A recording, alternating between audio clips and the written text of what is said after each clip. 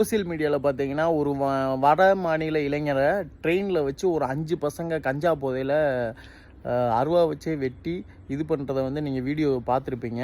So பார்த்தீங்கன்னா கஞ்சா பழக்கம், கையில் அருவாவோட ரீல்ஸ் போடுறோம்.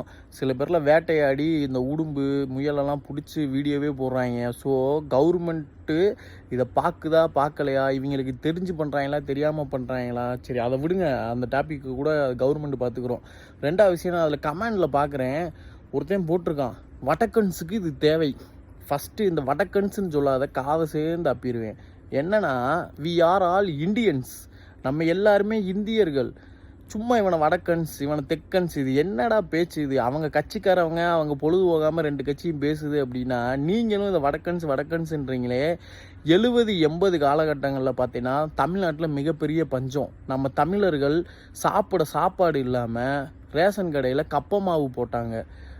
நிறைய பேர் வயலில் எலியை பிடிச்சி சாப்பிட்டுக்கிட்டு இருந்தாங்க. அந்த காலகட்டத்தில் நம்ம தமிழர்கள் பஞ்சம் பொழைக்கிறதுக்காக மும்பையில் இருக்க தாராவி போனாங்க, ஸ்ரீலங்கா போனாங்க, மலேசியா போனாங்க, சிங்கப்பூர் போனாங்க. எல்லாம் பணக்காரன் ஆகி போல பஞ்சம் பொழைக்கிறதுக்காக போனாங்க. அவ்வளோ வறுமை. இதே நிலைமை இப்போ நார்த் சைடில் இருக்குது. அவங்க இங்கிட்டு வராங்க. அவ்வளோதான்.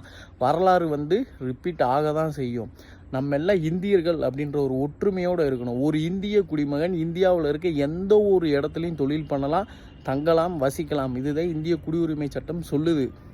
சரிங்களா? ஓயாமல் வடக்கன்ஸ்ன்றே. நீ சரியான ஆம்பளையாக இருந்தா நான் ஒரு 4 பேர் சொல்கிறேன், நீ அவங்கள வந்து வடக்கன்ஸுன்னு சொல்லுங்கள். ஃபஸ்ட்டு மகாத்மா காந்தி, அவரை வடக்கன்னு சொல்லுங்கள். சரிங்களா? சச்சின் டெண்டுல்கர் வடக்கன்னு சொல்லுங்கள். மகேந்திர சிங் தோனியை வடக்கன்னு சொல்லி பாருங்கள். நேதாஜி சுபாஷ் சந்திர போஸை வடக்கன்னு சொல்லி பாருங்கள். அம்பேத்கர் சட்டமேதை வடக்குன்னு சொல்லி பாருங்க. ஏன் இவங்களெல்லாம் சொல்ல மாட்டேங்க? உன் ஊருக்காரனே வந்து ஒன்று அடிப்பான். சொல்கிறது புரியுதா? We are all Indians.